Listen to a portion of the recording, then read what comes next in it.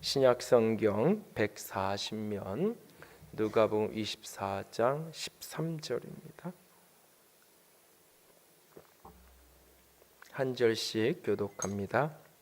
그날에 그들 중 둘이 예루살렘으로 25里되는 엠마오를 아는 마을로 가면서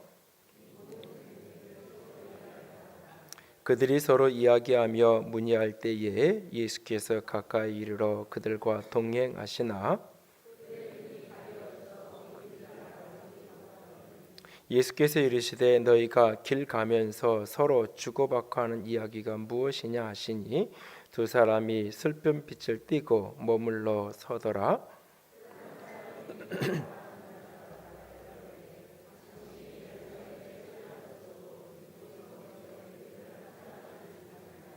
이르시되 무슨 일이냐 이르되 나사렛 예수의 일이니 그는 하나님과 모든 백성 앞에서 말과 일에 능하신 선지자이거늘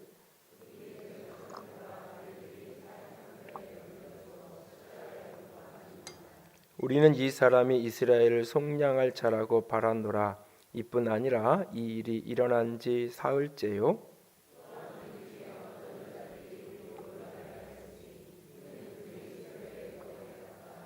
그의 시체는 보지 못하고 와서 그가 살아나셨다 하는 천사들의 나타남을 보았다 함이라.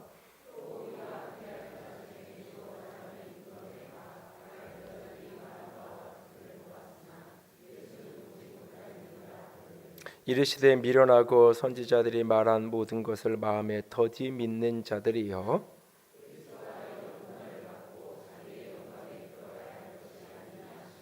이에 모세와 모든 선지자의 글로 시작하여 모든 성경에 쓴 바 자기에 관한 것을 자세히 설명하시니라.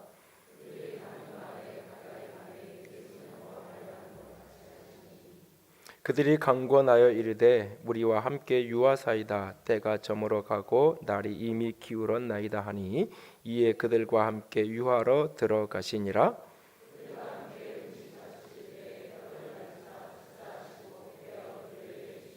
그들의 눈이 밝아져 그인 줄 알아보더니 예수는 그들에게 보이지 아니하시는지라.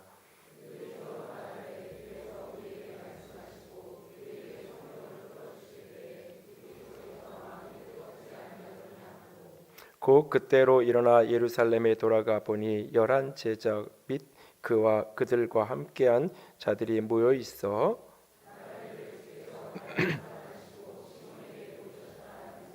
다 함께 읽습니다. 두 사람도 길에서 된 일과 예수께서 떡을 세심으로 자기들에게 알려주신 것을 말하더라. 아멘. 기도합니다. 영광의 주님, 이 시간 주의 음성 듣기 원합니다. 연약한 종을 십자가 뒤에 가리우시고 살아계신 주님이, 영광의 주님이 이 시간 온전히 드러나시는 축복의 시간, 영광의 시간이 되게 하여 주시옵소서. 주의 손에 온전히 위탁된 귀한 시간 되기를 간절히 원하오며 우리 주님 예수님 이름으로 기도드렸습니다. 아멘. 그리스도는 우리의 마음에 계십니다. 그리스도는 우리가 만나는 가난한 사람들 중에도 계십니다. 그리스도는 우리가 주고받는 미소 중에 계십니다. 1979년 12월 11일 마더 테레사가 노벨 평화상을 수상하면서 연설 마무리에 했던 유명한 이야기입니다. 그러나 그녀는 이 유명한 이야기를 하기 3개월 전 그해 9월에 그녀의 영적 지도자인 마이크 반테르피트 신부에게 보낸 편지에서 이런 고백을 합니다. 예수님은 신부님에게는 특별한 사랑을 갖고 계신 듯합니다. 그러나 저에게는 지금 침묵과 공허함만이 가득합니다. 저는 눈을 뜨고도 보지 못하고 귀를 열어 듣고자 하나 듣지 못하고 있으며 기도하고자 혀를 움직이지만 말을 하지 못하고 있습니다. 지금 제 믿음은 어디에 있을까요? 제 마음 깊은 곳에는 온통 공허와 어둠뿐입니다. 제 안에는 해답 없는 의문이 너무나 많이 살고 있습니다. 제발 저를 위해 기도해 주십시오.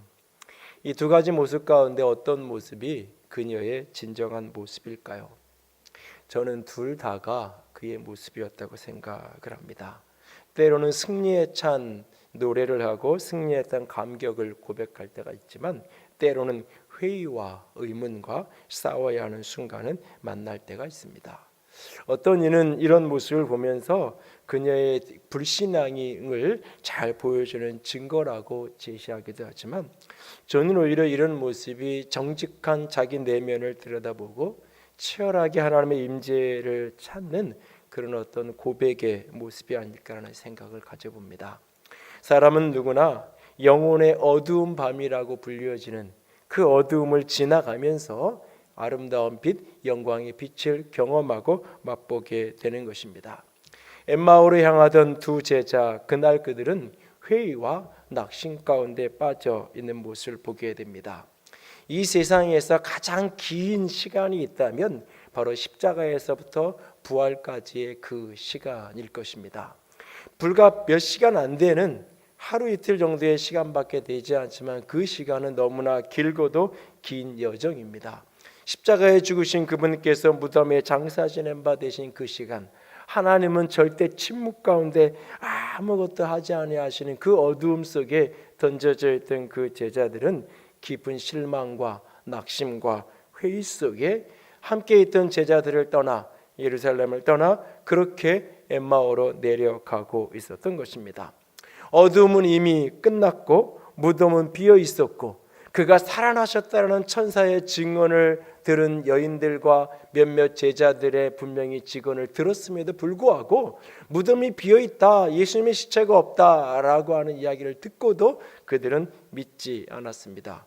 회의와 낙심 속에 빠져있는 그들은 끝없는 슬픔과 어두움 속에서 길을 걸어가고 있는 모습을 보게 됩니다. 슬픈 빛을 띠며 그렇게 가던 걸음을 멈추고 예수님과 대화를 나누고 있는 그 사람들의 풍경을 보면 오늘 우리 주변에서 어렵지 않게 만나는 사람들의 모습이 아닌가 싶습니다. 어떤 이는 하나님에 대한 회의와 낙심 속에 신앙이 뿌리채 흔들리는 사람들을 보게 됩니다. 젊은 시절 캠퍼스를 누비며 복음을 전했고 선교지를 다니면서 선교에 대한 꿈을 꾸었지만 삶의 고단함과 힘겨움과 어려움 속에서 점점 꿈은 작아지고 자신의 믿음은 왜소화되어지고 아무리 삶의 고단함을 좀 풀어달라고 해결해 달라고 하나님께 기도하고 부르짖어 봐도 십자가에서 나의 하나님 어찌하여 나를 버리셨나이까 절규하는 그 아들 예수를 향하여 어두움으로 외면하셨던 그 침묵처럼 내게는 하나님이 계시지 않는 것 같은 부재의 현실을 경험하면서 예루살렘을 떠나 엠마오로 가듯이 그렇게 교회 공동체를 등지고 그렇게 신앙이 뿌리채 흔들리는 회의와 낙심에 떨어진 이들을 보게도 됩니다. 또 어떤 이들은 하나님은 믿지만 교회에 대한 실망과 회의 속에 낙심한 이들을 만납니다.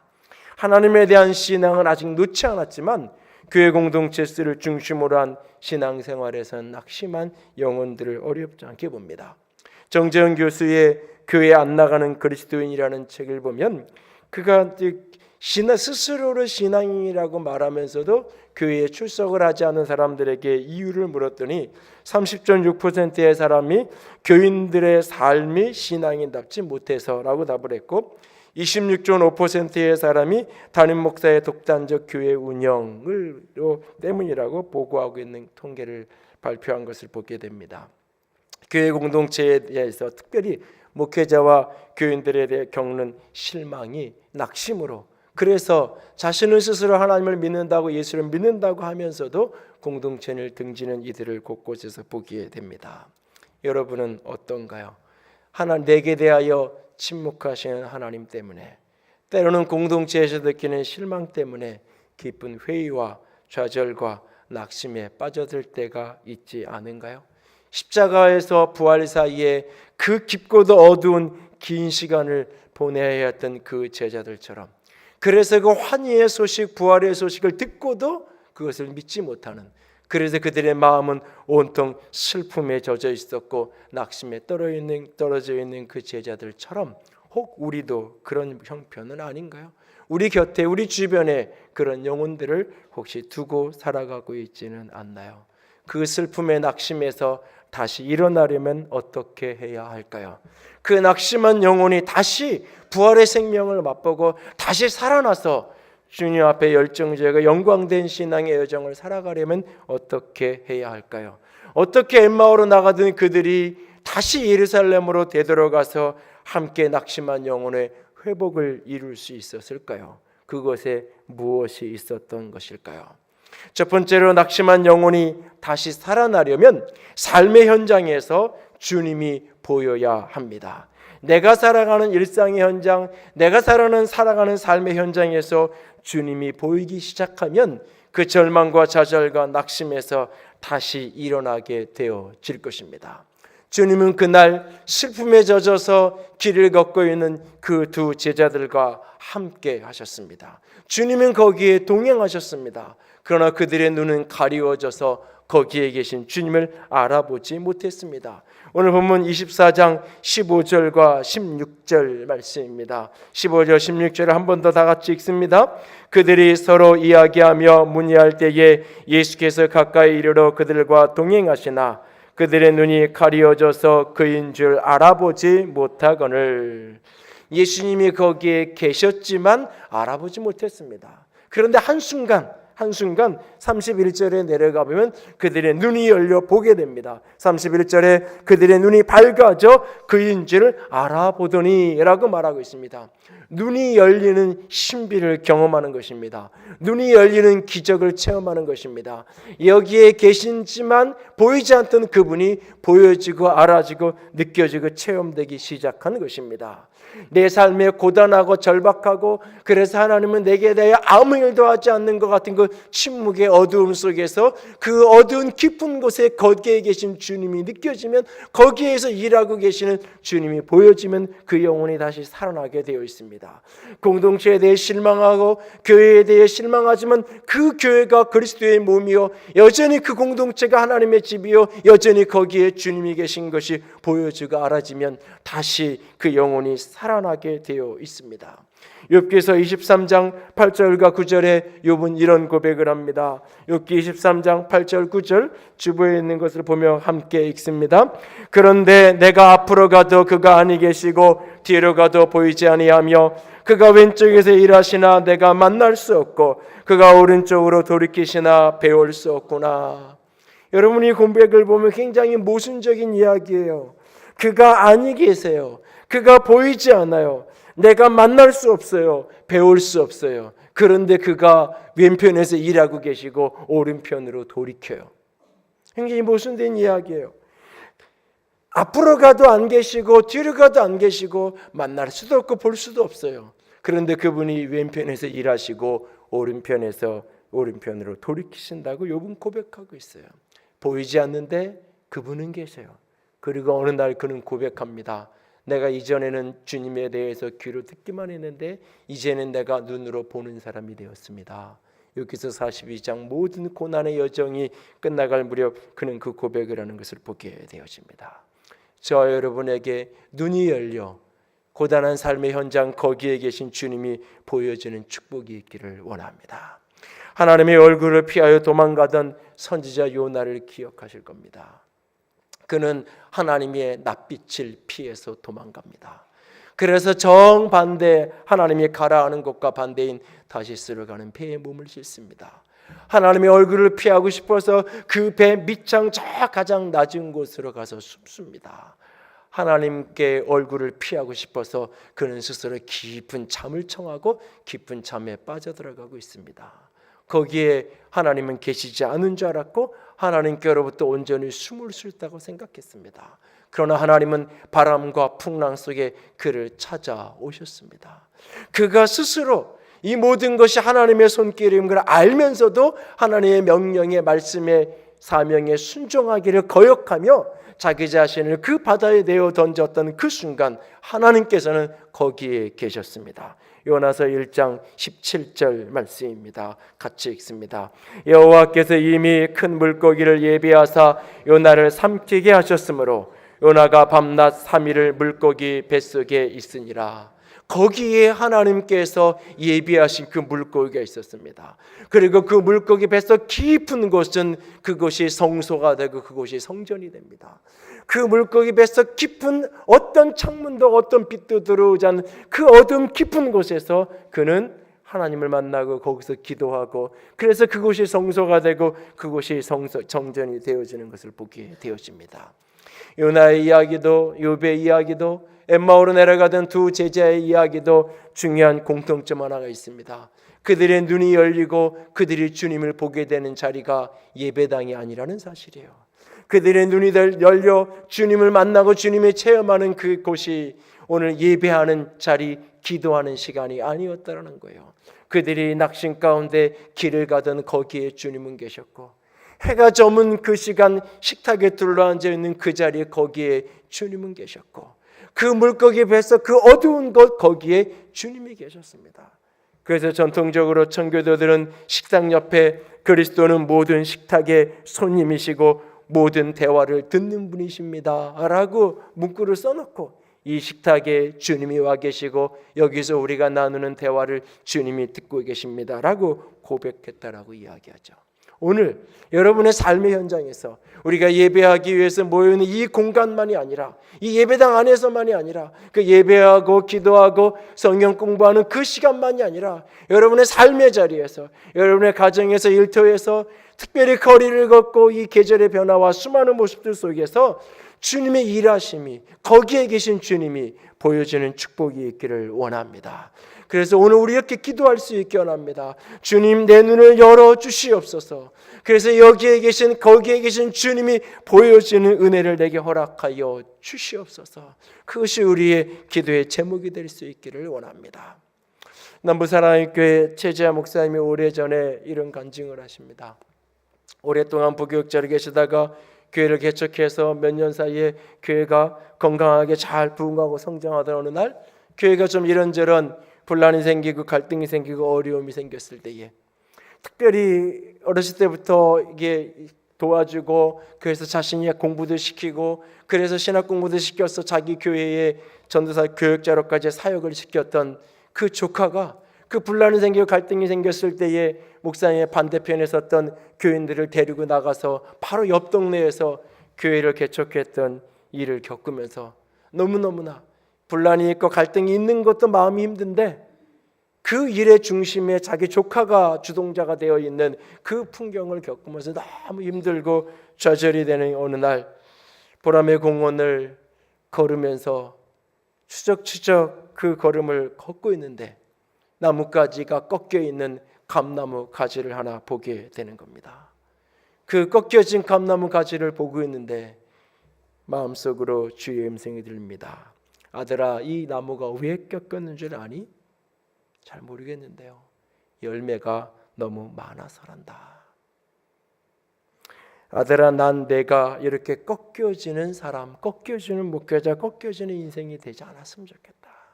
그래서 내가 미리미리 열매를 조금 따서 떼어준 거란다. 그리고 그날 이후 목사님은 고백합니다. 더 이상 교인들 숫자로부터 자유한 목회자가 될 수 있었다고. 그날 이후로 마음의 실망과 낙심과 좌절 속에 그 길을 걷는, 그래서 꺾여져 있는 그 나뭇가지 하나, 감나무 가지 하나 열매가 너무 많아서 꺾여져 있는 그 하나를 보고 있는 그 자리에서 주님이 말씀하시고 거기에서 나를 위해 말씀하시는 그 음성을 듣고 주님을 보는 순간 다시 회복되어 일어날 수 있었던 것입니다. C.S. 루이스는 이 세상의 모든 교회에 지붕이 없었으면 좋겠다라고 이야기합니다. 하나님께 예배하고 하나님의 임재를 경험하고 하나님을 만나는 것이 사람이 만들어 놓은 건축물 안에서만, 예배당 안에서만 이루어지는 예배와 하나님을 향한 경배가 아니라 삶의 자리에서, 일상의 현장에서 특별히 하나님이 만드신 이 자연의 세계 속에서 하나님을 예배하는 그런 교회, 그런 사람이 되었으면 좋겠다는 그의 소원이 담겨져 있는 이야기입니다. 여러분의 눈이 열려 여기에 계신, 거기에 계신, 특별히 여러분의 삶의 현장, 그 일상의 현장 거기에 계신 주님이 보여주는 축복이 있기를 원합니다. 거기에 계신 주님이 보여지기 시작하면 영혼이 다시 일어나게 될 것입니다. 살아나게 될 것입니다.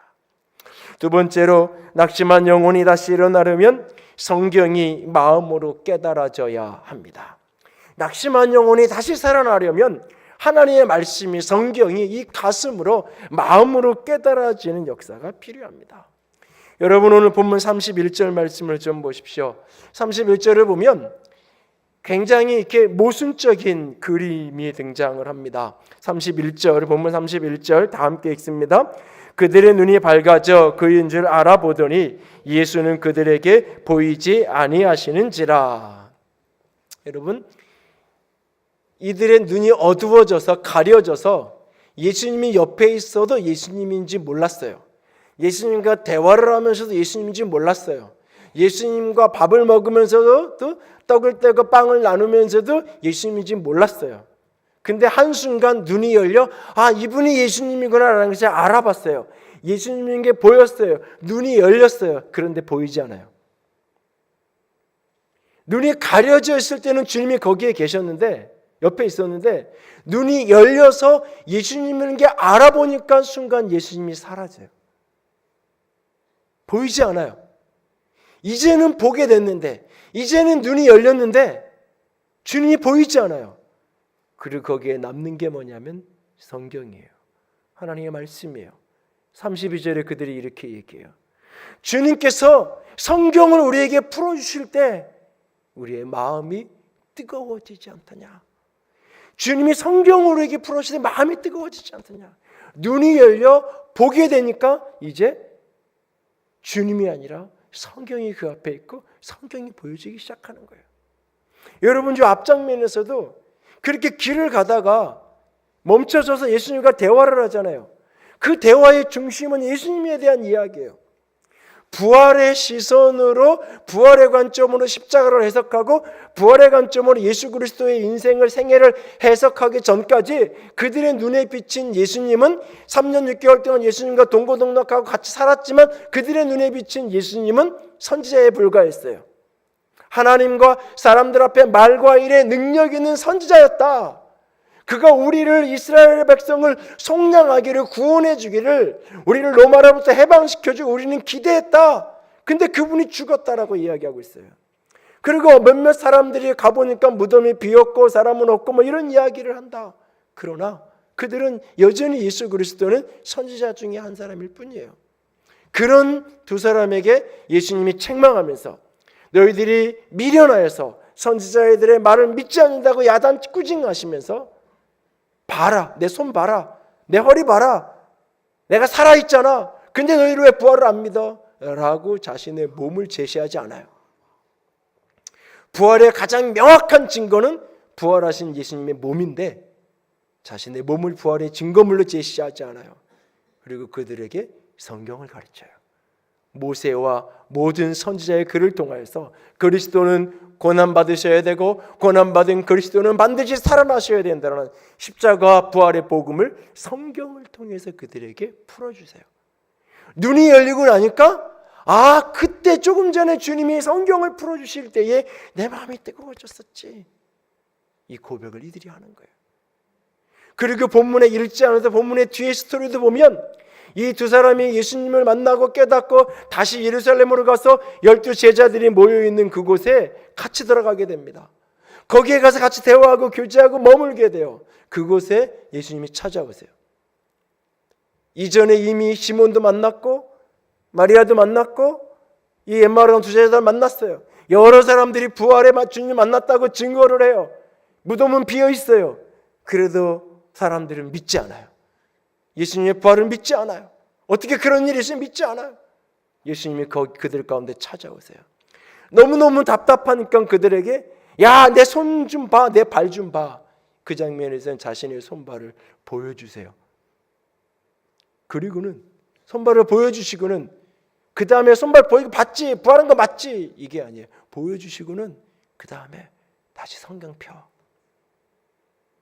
24장 44절 45절에 마음을 열어 성경을 깨닫게 하시더라. 성경을 깨닫게. 여러분 예수님이 공생의 기간 동안 수없는 말씀을 하셨어요. 하나님의 권위로, 영적인 권위로 그가 하나님께서 자신에게 주신 말씀을 직접적으로 말씀하셨어요. 성경을 잠깐 인용하기도 하지만 대부분은 그 성경 너머에 있는 하나님의 마음을 직접 말씀하셨어요. 그것이 오늘날 신약 성경으로 복음서로 기록돼서 우리 손에 성경으로 주어져 있는 거예요. 제자들을 앉혀놓고 성경 공부를 시킨 장면이 거의 없어요. 성경을 풀어서 해석해 주는 장면이 별로 없어요. 그냥 하나님의 말씀을 직접 하실 뿐이에요. 비유로, 선포로. 그런데 부활하신 예수님은 계속 성경을 풀어줘요. 부활하신 예수님이 계속해서 그들에게 성경을 풀어주고 성경을 나눠주고 있는 것을 보게 돼요. 그리고 그들의 마음이 열려 그 성경이 깨달아지고 성경 이 속에 들어오자 그 영혼이 다시 부활하고 다시 살아나게 되는 거예요. 하나님의 말씀은 살아있고 활려있고 생명력이 있어서 좌우의 낯은 어떤 검보다 예리하여 혼과 영과 관절과 골수를 찔러 쪼개고 우리의 마음의 생각과 뜻을 판단한다 그랬어요. 위대한 성경학자가 성경을 쪼개는 게 아니에요. 탁월한 설교자가 성경을 잘 쪼개서 설교하는 게 아니에요. 성경이, 말씀이 영혼을, 말씀이 내 마음에 부딪혀져서 깨달아지면서 내 영혼을 찔러 쪼개고 내 삶을 변화시키고 내 안에 있는 온갖 어두움의 생각과 뜻으로부터 나를 자유케 하는 거예요. 그 말씀이 나를 바꿔놓는 거예요. 그래서 사도 바울이 에베소 교회에서 목회하다가 너무너무나 사랑하는, 사도 바울이 머물러 있으면서 가장 길게 목회했던 에베소 교회, 그 교회를 떠나면서, 더군다나 떠나면서 이 에베소 교회에 다시 올 수 있는 기회가 없을지도 모르는 그 길을 떠나면서 로마로 가면, 이제 예루살렘을 가면 자신이 잡힐 거고 죽게 될지도 모르는 그런 위협을 임박하게 느끼는 순간, 그러면서 에베소 교회를 떠나면서 그는 에베소 교회를 부탁해요. 누구에게? 다른 목회자에게, 탁월한 후배 목회자에게 부탁하는 게 아니에요. 누구에게 부탁하냐면 그 교회를 주님과 은혜의 말씀에 부탁해요. 주님과 은혜의 말씀에 부탁하는 거예요. 이 교회가 요동하지 않고 흔들리지 않고 견고히 서는 비밀이 어디 있느냐? 주님과 말씀의, 은혜의 말씀이 왕성하게 일어날 때 교회는 흔들리지 않고 요동하지 않을 거라는 믿음이 있기에 부탁을, 탁월한 후임자를 세워놓고 네가 탁월하게 네가 잘해서 이 교회를 잘 세워가라, 탁월한 후임자에게 부탁하는 게 아니에요.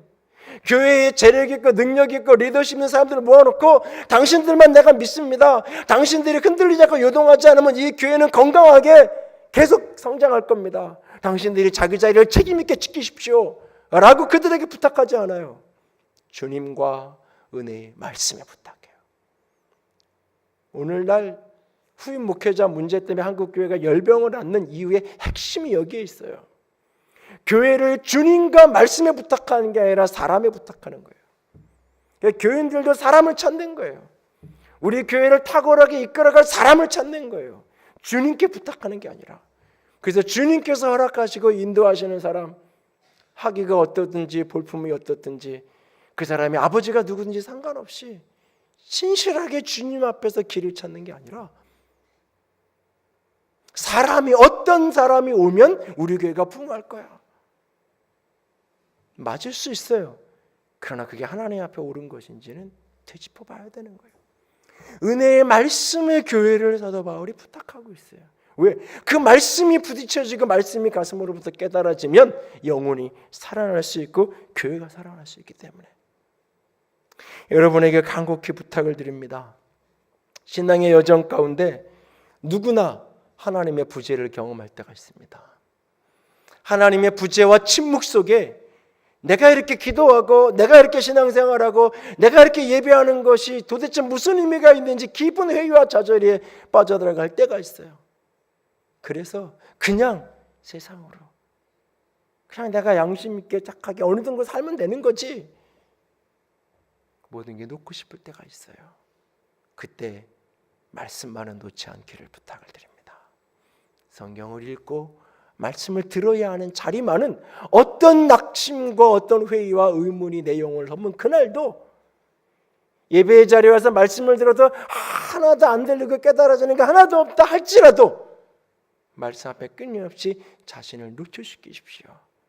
어느 순간 그 말씀이 내 가슴에 뜨거움으로 다가오는 때가 반드시 있을 겁니다.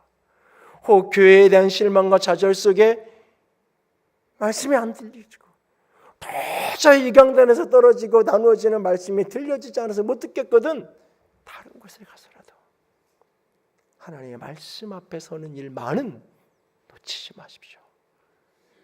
버거워도 힘들어도 그 말씀 앞에 나를 그렇게 노출시켜 놓고 있으면 반드시 어느 날인가 그 말씀이 내 영혼을 뜨겁게 하고 그 말씀이 내 영혼을 움직일 때가 반드시 올 겁니다. 왜요? 성경은 생명이에요. 말씀은 사랑이에요. 그 말씀이 생명이 내 영혼에 심겨지면 반드시 내 영혼이 다시 살아날 것이기 때문에 여러분 신비의 체험은 말씀을 믿음을 자극할 수는 있어요. 신비의 체험 기적의 사건이 얼마든지 믿음을 자극하기는 해요. 그러나 믿음을 만들어내지는 못해요. 내 안에 믿음을 만들어내는 것은 신비의 체험이 아니에요. 기적과 신비가 유용하고 하나님이 오늘 현재 진행형으로 사용하신 거 분명히 맞아요. 그러나 그 기적과 신비는 믿음을 자극하는 하나의 동기밖에 되지 않아요. 자극되어진 믿음이 내 안에서 활성화되고 믿음으로 결실하고 열매 맺기 위해서는 반드시 거기에 말씀이 있어야 돼요. 믿음은 들음에서 나는 것이기 때문에 그래요. 그래서 자신을 들음에 노출시키면 반드시 그 말씀이 내 영혼을 회복시키고 살릴 거예요. 대신방을 하면서 말씀 준비를 하는데 이번에는 대신방을 하기 전에 한 일주일 전에 가정마다 나눌 말씀을 미리 좀 준비를 하는데 이전에는 이제 당일날 하기도 하고 그냥 신방 집에 가서 앉아서 마음이 오는 구절을 설교하기도 하고 뭐 이렇게 여러 가지 스타일로 했었는데 이번에는 일주일 전에 준비를 해서 이렇게 하는데 어떤 말씀을 나눠야 될까 이렇게 성경을 찾다가 가정을 놓고 기도하다 말씀이 부딪혀지면 이렇게 뽑아놓으면 왜 하나님이 이 말씀을 저 집 가서 하라 그러는지 저 집하고 나누라고 얘기하는지가 제가 이렇게 이해가 될 때가 있어요. 그 사람의 형편과 내가 알고 있는 정보와 이 말씀이 이렇게 연결이 이런 것 때문에 이 말씀을 나누라고 하시는구나 그럴 때가 있어요 사실은. 그런데 어떤 때는 도저히 이거랑 무슨 거도 이해가 안 돼요. 더군다나 이 말씀이 좀 이렇게 그냥 이렇게 잘 되라 그러고 복이 쓰라 그러고 그런 말씀이 부담이 없는데 약간 좀 부담스러운 구절이 그 절에 이렇게 두 절인데 앞절은 좀 이렇게 편안한데 뒷절은 조금 이렇게 뭐 끝마무리 약간 부담스럽고 이럴 때가 있어요. 그러면 이게 다른 걸로 바꿀까 막 그런 생각이 속에서 막 들어요. 근데 가서 막상 앉으면 그리고 1시간 정도 가정마다 기도 제목들을 받아 적으면서 얘기를 나누다 보면 나는 몰랐는데 하나님은 알고 계시. 그래서 저 사람에게 이 가정이 이 셈터에 하나님 이 말씀을 하라고 하시는구나. 하나님의 말씀이 생명이고 하나님의 말씀이 사랑이에요. 그래서 말씀 앞에 나를 노출시키는 걸 닫으면 결국은 내 영혼이 병들어 죽게 돼 있는 거예요. 그날 저는 도저히 설교를 할 수가 없었어요. 금요 기도의 말씀을 전해야 하는데 도저히 말씀을 들고 강단에 설 수가 없었어요. 개인적인 여러 가지 상황과 일들 때문에 하나님 앞에 자격 없고 도대체 이 교회 앞에 내가 설 수 없는 그런 마음이 온 영혼을 덮을 때 오후 늦게 지금은 캐나다에서 캐나다 원주민들 인디언 선교를 하는 이성희 목사가 청년부를 할 때인데 연락을 해서 오늘 저녁 설교 준비 좀 하라고. 그리고는 그날 맨 앞자리에 앉아서 누가 오는지 안 오는지도 다 넣고 그냥 맨 앞자리에 앉아서 그날 말씀을 드렸던 기억이 있어요. 주님 도저히 저는 내가 서 있는 이 자리의 무게를 감당할 수가 없습니다. 어떻게 해야 합니까? 그런데 그날 그 이 목사가 나눠드렸던 말씀이 포기하지 않은 믿음에 대한 히브리서의 말씀이었어요. 그리고 그 설교의 말미에 탄자니아 마라톤 선수인 아쿠아리에 대한 이야기를 소개를 했어요. 몇 번 내가 교회에서 나눈 기억이 있어요. 1968년 10월 20일 제19회 멕시코 그 올림픽 마라톤 경기 마지막 휘나레를 장식해야 되는 그 순간 우승자가 들어오고 1시간여가 지나면서 이제 어둠이 내리고 모든 것이 정리되어지는 시간에 사이렌 소리와 함께 한 선수가 그 맨 스타디움으로 뛰어 들어오는 겁니다. 뭐 뛰어 들어오는 게 아니라 거의 쩔뚝거리면서 쓰러질 때 비틀거리는 모습으로 걸어오는 겁니다. 탄자니아의 대표로 올림픽에 참가했던 존 스티븐 아쿠아리 선수입니다. 쓰러질 때 비틀거리며 트랙을 도는 그는 온통 피투성이가 되어서 붕대를 감은 풍경이었습니다. 그는 마라톤을 막 출발하고 얼마 지나지 않아서 다리가 꼬이고 옆에 사람하고 부딪히고 그러면서 그 길에서 그냥 나들구게 됩니다. 대기 중에도 의사가 얼른 뛰어가서 확인을 했을 때 당신은 더 이상 뛸 수 없다고, 경기에 참여할 수 없다고 기권을 하라고 얘기합니다. 그러나 그는 포기하지 않았습니다. 유난히 마른 몸의 선수였던 그의 눈에는 절망의 눈물이 글썽거렸습니다. 앞에 뛰어가는 선수들을 망연자실하면서 한 모습으로 바라보고 있었지만 그는 다시 일어나 달리기 시작합니다. 주위의 만류에도 불구하고 몇 번씩이나 넘어지면서 계속 달려갑니다. 피투성이가 된 붕대를 칭칭 감은 그 다리를 하고 맨스타움을 들어오는 그 선수를 보면서 지루함에 지쳐가던 얼마 남지 않던 거기에 남아있던 관중들이 일제히 환호를 성을 지르면서 박수로 그를 환영합니다. 트랙을 한 바퀴 돌고 지쳐서 쓰러져 누워있는 그를 향하여 한 기자가 이렇게 묻습니다. 이렇게 부상을 당하고도 왜 포기하지 않고 뛰었습니까? 눈물을 흘리며 그는 이렇게 대답합니다. 나의 조국이 나를 멕시코에 보낸 것은 단지 경기를 출발하라고 보낸 게 아니었습니다. 그들은 나를 끝까지 완주하라고 보낸 것이었습니다. 나는 그날 이 이야기가 하나님이 내게 주시는 말씀으로 그날 들렸어요. 그리고는 다시 일어설 수 있었고 지금까지 여기까지 이 자리를 지키면서 이 길을 걸어올 수 있었어요. 낙심과 좌절 가운데 쓰러진 한 사람이 때로 하나님의 말씀이 들리면 그 말씀이 가슴으로, 마음으로, 영혼으로 들려서 깨달아지면 한 사람이 다시 일어나게 되고 한 사람이 일어나서 달려가는 힘이 생깁니다. 내 안에, 우리 안에 어떤 낙심과 좌절이 있나요? 여러분의 삶의 현장에 계신 주님이 보여지기를 축복합니다. 그리고 말씀이 여러분의 가슴에, 마음으로 깨달아지고 들려지기를 축복합니다. 그러면 다시 일어나집니다. 세 번째로, 낙심한 영혼이 다시 일어나려면 생명의 공동체와 함께 해야 합니다. 신앙은 개인적이지만 신앙생활은 항상 공동체적입니다. 이 제자들의 눈이 열려서 주님을 보게 되었고 그들에게 말씀으로 뜨거워진 가슴이 있었습니다. 그들은 그 뜨거워진 가슴을 가지고 세상으로 달려가지 않았습니다. 그들은 그 뜨거워진 가슴으로 다시 예루살렘으로 갑니다. 거기에 모여있던 12제자와 다른 제자들의 무리가 있는 곳으로 찾아갑니다. 거기에서 자신이 만났던 예수 그리스도에 대한 간증을 나눕니다. 그리고 그곳에서 시몬 베드로가 만났던 예수님에 대한 간증을 또 듣게 됩니다. 그러면서 함께 공동체 가운데 머물면서 생명의 공동체를 이루어가고 생명력 있는 삶을 살아가는 모습을 우리는 봅니다. 다시 회복된 생명으로 살아가기 원한다면 우리는 생명의 공동체 안에 머물러야 됩니다. 사람들이 착각하는 것 중에 하나가 뭐냐면 나는 교회가 없이도 공동체가 없이도 내 스스로의 신앙을 지켜갈 수 있다라고 착각합니다. 이건 모순입니다. 이건 늘 연동되어 있어요. 연동되어 있어요.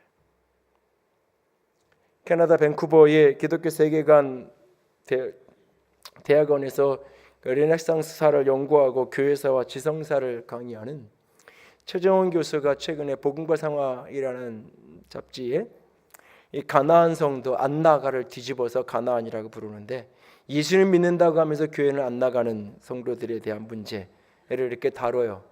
그런데 이 문제를 이분이 다루는데 특별히 이분은 이제 인문주의자고 그래서 인문학적인 관점에서 어떤 목회적이고 이런 관점이 아니라 인문학적인 관점에서 여러 가지 이제 스펙트럼으로 이런 문제를 시대적인 이제 문제랑 연관시키면서 진단을 해나가는데 맨 말미에 이런 질문을 해요.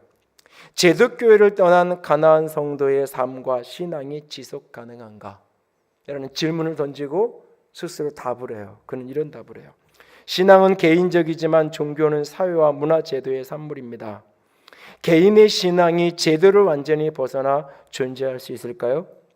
개인 선택의 진정성과 무관하게 공동체를 떠난 신앙은 지속성을 갖기가 무척 어렵습니다.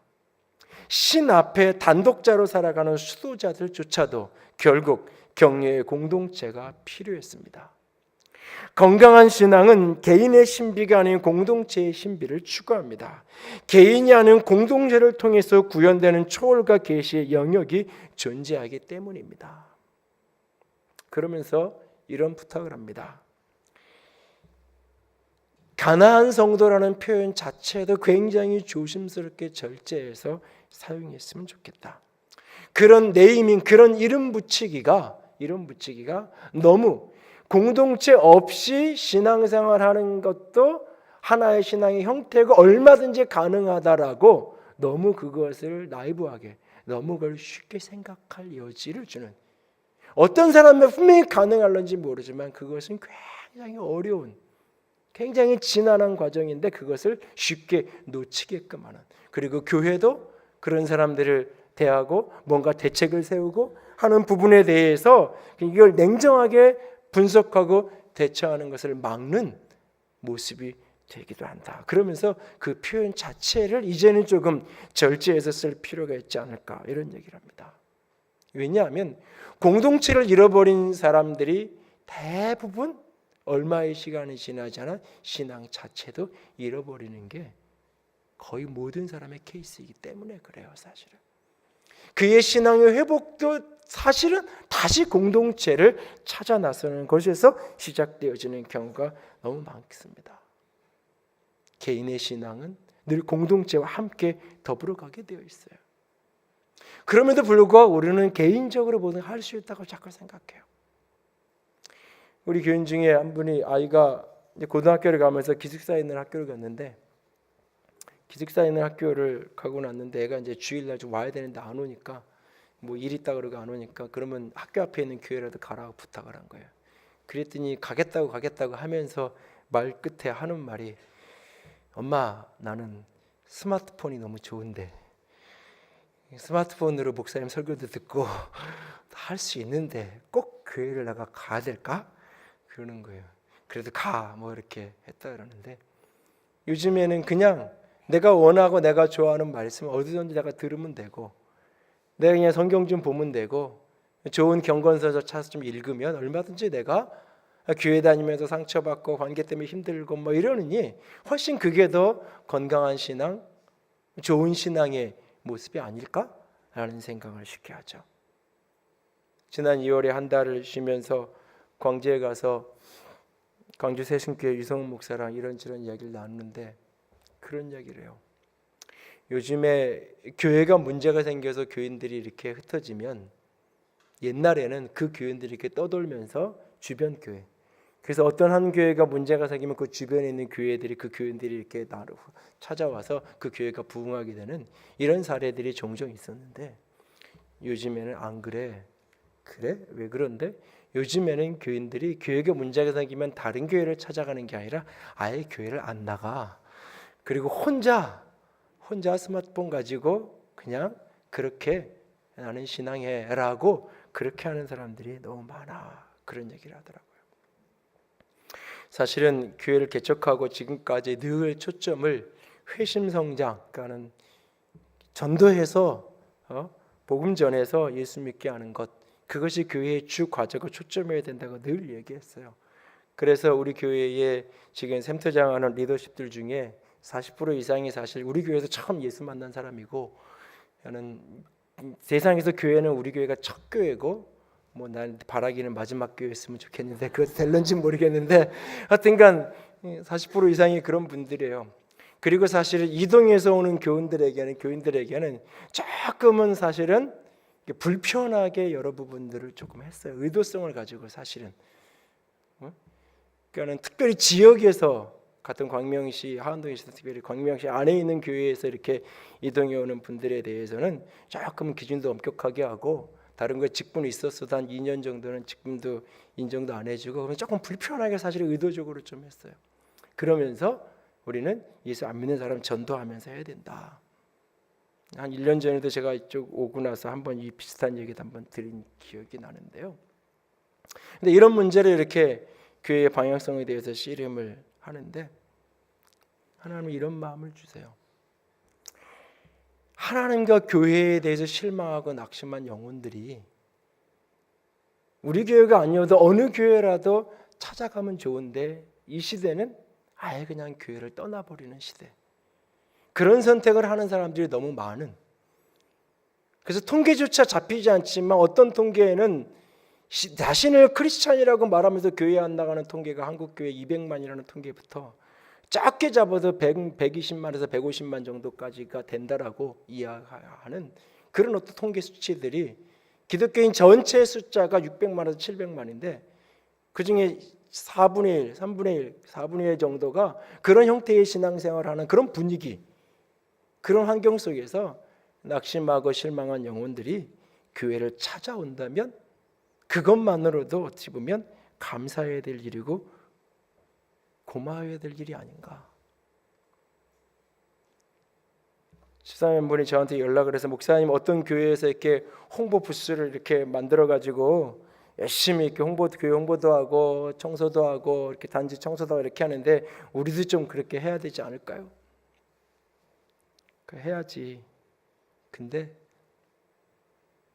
교회끼리 경쟁하지 않았으면 좋겠는 게 제 마음이고, 먼저 한 교회가 그렇게 해서 자리를 잡아서 그렇게 하는데 거기다가 더 교회가 그거는 아닌 것 같고 그냥 우리는 우리가 계획한 대로 교회를 알릴 수 있는 부분만큼 알리고 하면 되지 않을까. 그러니까 사실 그 밑바닥 깊은 곳에는 어떤 생각이 있냐면 교회를 자발적으로 또 특별히 좀 열심히 찾는 분들, 그런 분들은 한 번은 와보겠지. 한 번은 와보겠지. 그리고 또 어디도 한번 가보겠지. 그리고 본인이 선택할 거고 하나님이 인도하시는 분들은 만나지겠지. 그 생각이 제 속에 좀 있어요.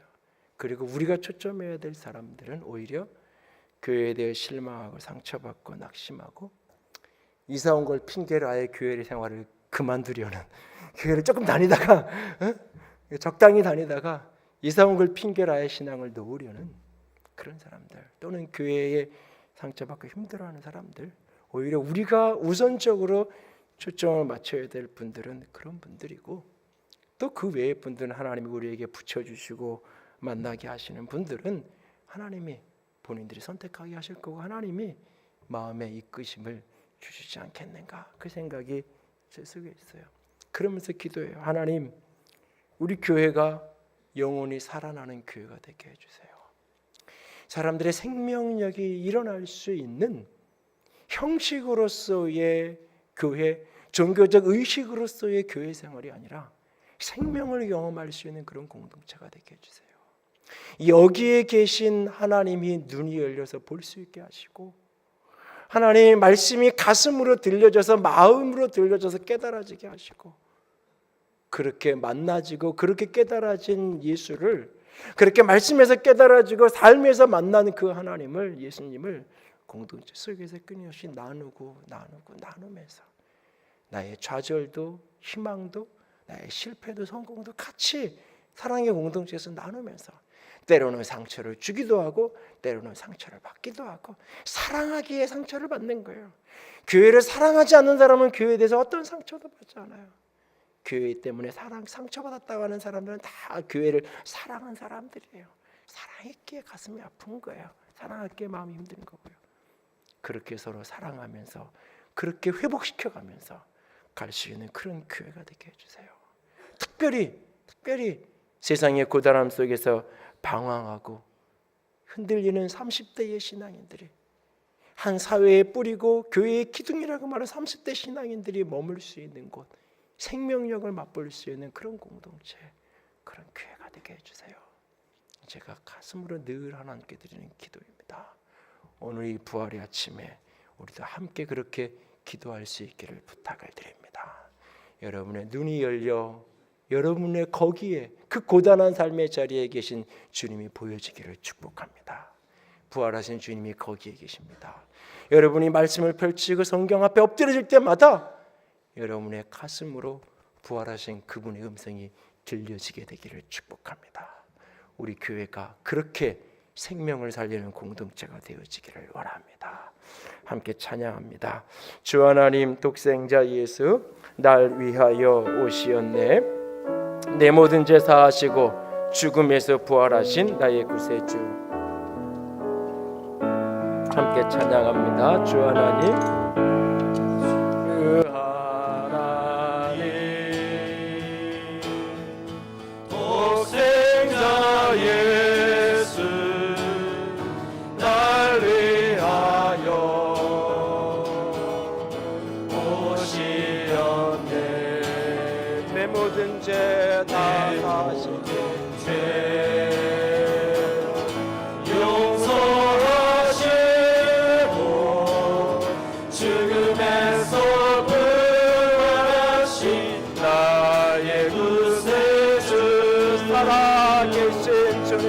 살아계신 주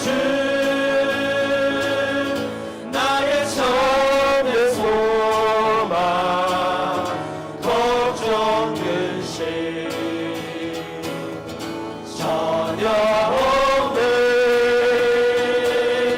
사랑의 주 내 갈 길은 또하니 내 모든 삶의 기쁨 늘 충만하네. 주 안에서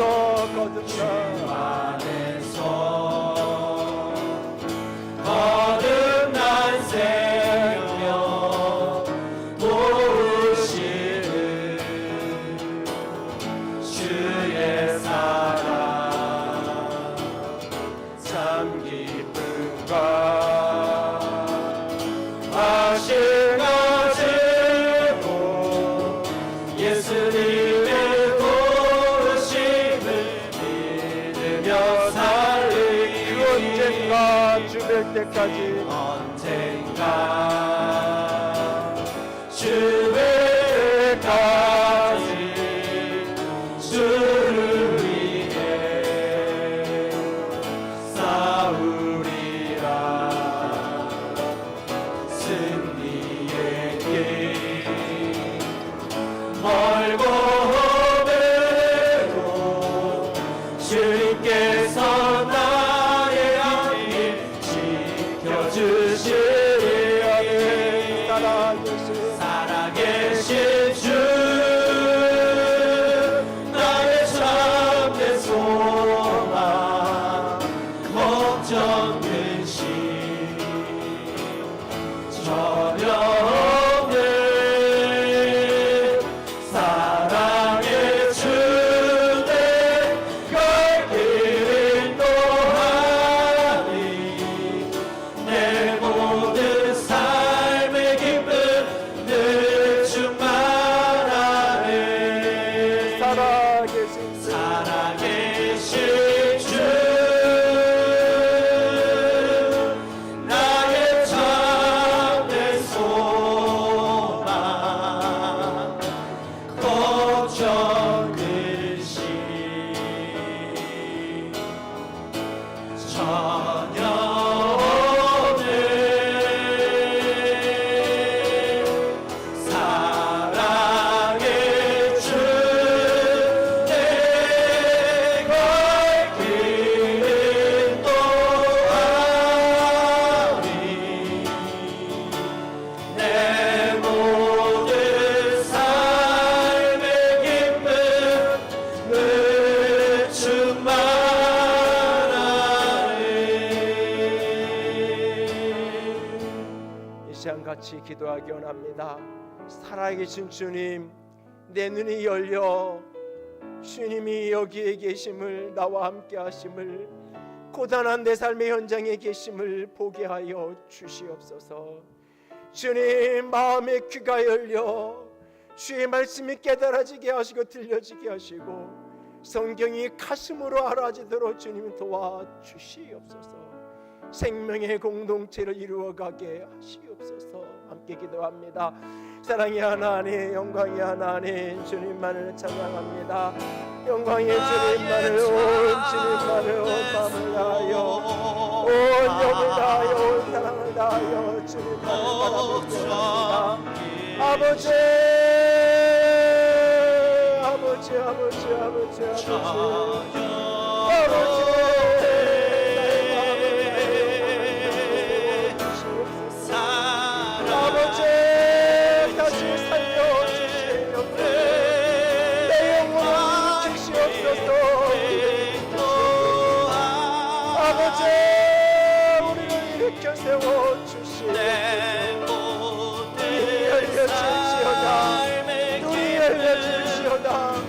마음의 귀가 열려주시오다. 아버지 생명을 살리는 공동체가 되게 하여 주시옵소서. 아버지 나를 사용하여 주시옵소서. 사용하여 주시옵소서. 사용하여 주시옵소서. 사용하여 주시옵소서. 사용하여 주시옵소서.